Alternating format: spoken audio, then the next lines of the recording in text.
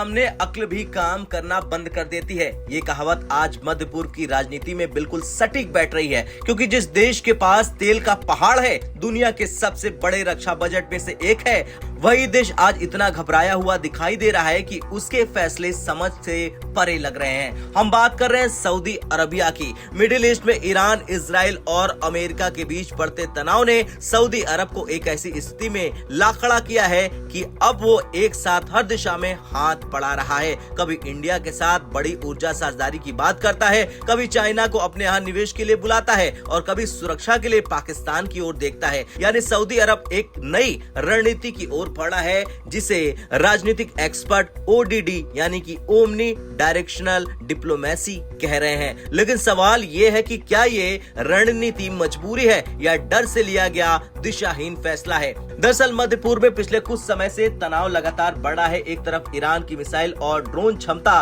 तेजी से बढ़ रही है, दूसरी तरफ इजराइल और अमेरिका के साथ टकराव की आशंका तेज बनी हुई है। इसी बीच रिपोर्ट सामने आई कि ईरान की मिसाइल गतिविधियों ने सऊदी अरब को बेहद चिंतित कर दिया है। मीडिया रिपोर्ट्स के मुताबिक सऊदी नेतृत्व को ये डर सताने लगा है कि अगर क्षेत्रीय युद्ध बढ़ जाता है तो सऊदी अरब भी निशाने पर आ सकता है, और आ भी रहा है। अमार्को वाला विजुअल तो अमार्को वाली तस्वीरें तो आपने देखी है। अब मीडिया रिपोर्ट्स के मुताबिक सऊदी नेतृत्व को यह डर सताने लगा है कि अगर क्षेत्रीय युद्ध बढ़ा तो सऊदी अरब भी निशाने पर आ जाएगा। यही कारण है कि सऊदी अरब हर दिशा में सुरक्षा और आर्थिक साझेदारी तलाश रहा है। कुछ दिन पहले ही रिपोर्ट आई थी कि सऊदी अरब भारत के साथ एनर्जी सिक्योरिटी पार्टनरशिप को तेजी से आगे बढ़ाना चाहता है। रिपोर्ट्स के अनुसार सऊदी अरब भारत के ऊर्जा सेक्टर में बड़े निवेश पर विचार कर रहा था। गैस और तेल सप्लाई को लेकर दीर्घकालिक रणनीति बना रहा था। दोनों देशों के बीच ऊर्जा सुरक्षा सहयोग बढ़ाने की योजना थी। ये खबर भारत के लिए भी बेहद अहम थी, क्योंकि भारत अपनी ऊर्जा जरूरतों को सुरक्षित करने के लिए लंबे समय से सऊदी अरब के साथ रणनीतिक साझेदारी बढ़ा रहा था। लेकिन कहानी यहीं खत्म नहीं होती है।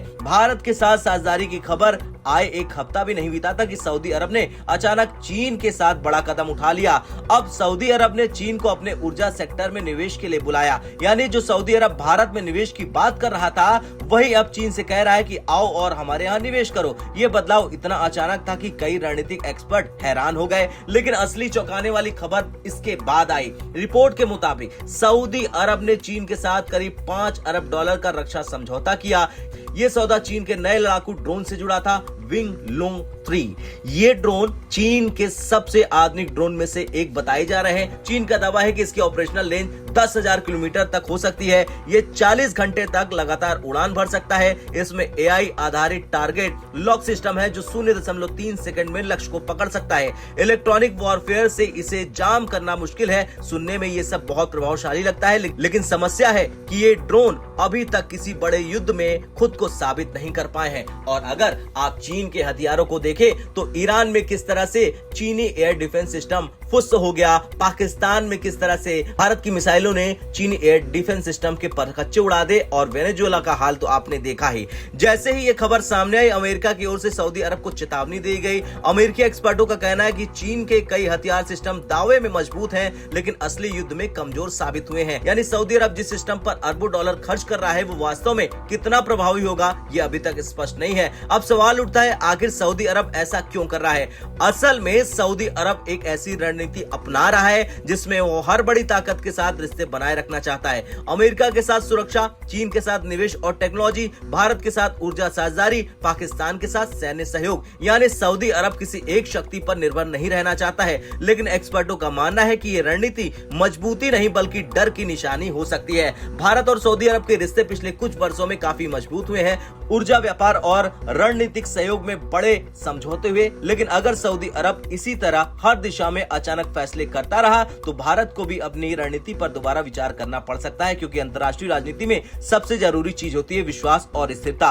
अगर कोई देश बार बार अपना रुख बदलता है तो उसके साथ लंबी रणनीतिक साझेदारी बनाना मुश्किल हो जाती है। सच्चाई यह है कि मिडिल ईस्ट आज दुनिया का सबसे संवेदनशील इलाका बन चुका है। ईरान की बढ़ती ताकत, इजराइल के साथ तनाव और अमेरिका और चीन की प्रतिस्पर्धा, इन सब के बीच सऊदी अरब खुद को सुरक्षित करने की कोशिश कर रहा है। लेकिन सवाल यह है कि क्या सऊदी अरब की ये ओडीडी उसे सुरक्षित बनाएगी, यानी कि ओमनी डायरेक्शनल डिप्लोमेसी उसे सुरक्षित बनाएगी, या फिर ये रणनीति उसे और ज्यादा उलझाने में फंसा देगी। और सबसे बड़ा सवाल, क्या भारत को अब सऊदी अरब के साथ अपने रिश्तों को नए नजरिए से देखना चाहिए? आपका जो कुछ कहना है हाँ या ना में कमेंट कर अपनी राय जरूर दें।